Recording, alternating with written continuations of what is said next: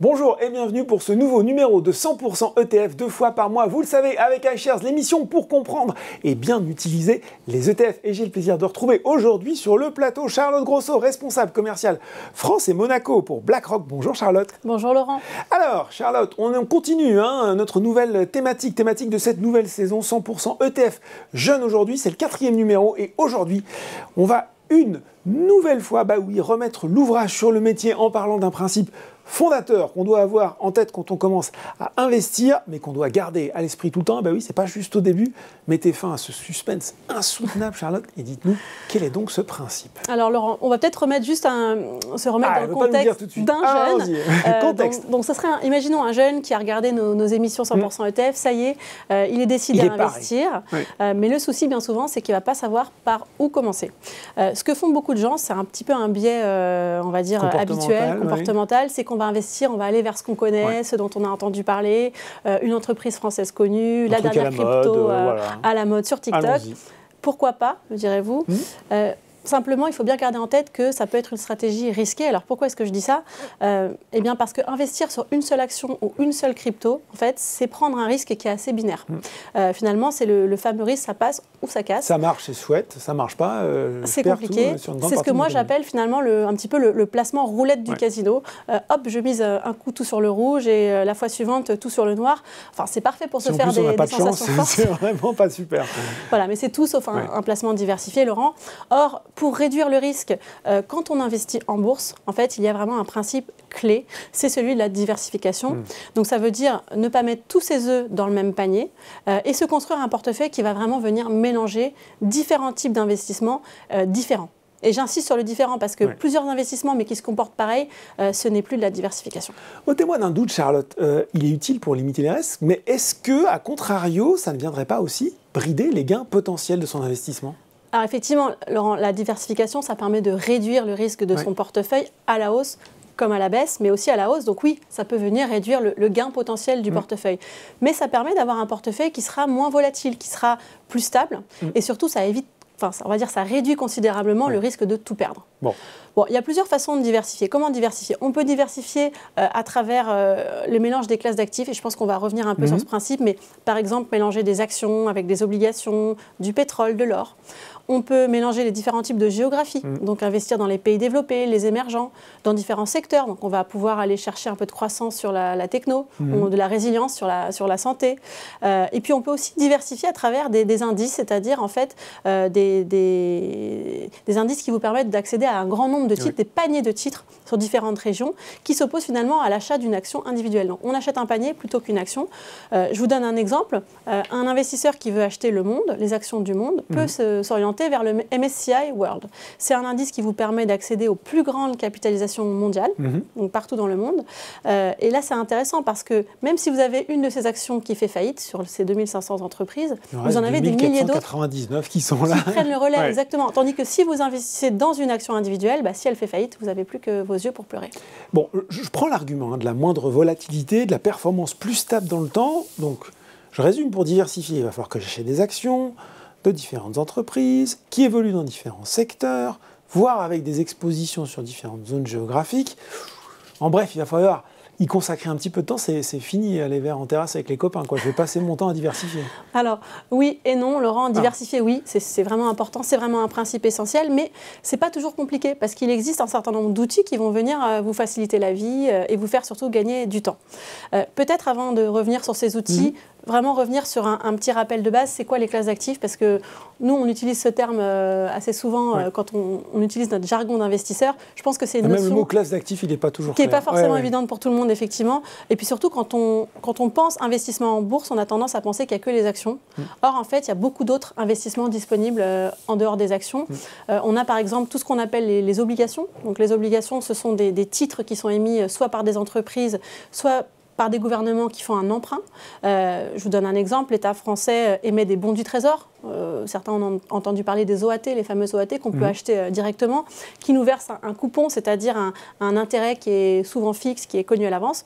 Ce qu'il faut savoir, c'est que les obligations, elles sont souvent considérées comme moins risquées historiquement que les actions. Mais il y a beaucoup d'autres classes d'actifs, par exemple les matières premières, on en a beaucoup parlé en 2022, le gaz, le pétrole, l'or, ou encore l'immobilier, le private equity. On ne pourra pas toutes les citer, mais c'est important d'avoir un aperçu parce que pour diversifier un portefeuille, il faut vraiment aller mélanger ces différentes classes d'actifs. Par exemple, mettre un peu d'actions avec un petit peu d'obligations. Et la proportion, finalement, elle va dépendre de chacun, de son appétence au risque, mais aussi de son horizon d'investissement. Ben alors, vous n'avez pas du tout résolu mon problème de verre en terrasse, là, parce qu'il y avait déjà diversification tous azimuts. Maintenant, vous m'expliquez qu'en plus, il faut que je rajoute des classes d'actifs. Comment on fait quand on n'est pas un expert pour tout ça? Alors, on peut peut-être maintenant venir un peu plus sur les outils et comment investir plus facilement pour se créer, justement, un portefeuille diversifié. Mettons-nous peut-être à la place d'un jeune qui a son PEA, qui veut investir dans un grand nombre d'entreprises françaises. Donc, effectivement, il peut le faire en allant acheter chacune des 60 entreprises du MSCI France individuellement, mais c'est une stratégie qui peut être un peu compliquée et un peu chère aussi, parce que vous prenez l'exemple du titre L'Oréal, c'est déjà 400 € qu'il faut débourser juste pour acheter une action de L'Oréal. On ne parle même pas d'Hermès, exactement. Donc, vous avez un certain nombre d'instruments financiers qu'on appelle les fonds, dont font partie d'ailleurs les fameux ETF de notre émission 100% ETF, qui vous permettent finalement d'acheter ce panier de titres de la France, du MSCI France, en une seule transaction et surtout à partir de seuils d'accès qui sont extrêmement bas. Au lieu de payer 400 € pour une seule action, vous allez payer par exemple 25 € pour accéder à des ETF.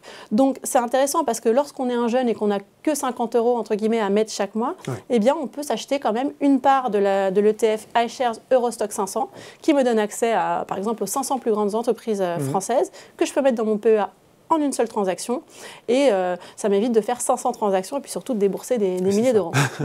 Donc c'est toute la beauté de l'ETF, c'est cette simplicité pour acheter des indices très facilement.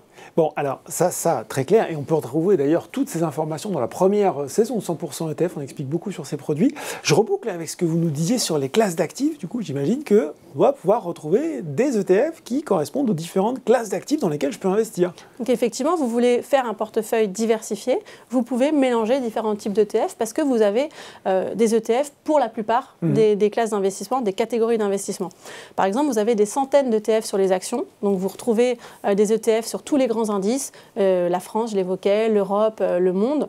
Donc on pense par exemple à l'ETF iShares Core MSCI World, donc ça c'est pour jouer vraiment le monde, toutes les grandes entreprises des pays développés.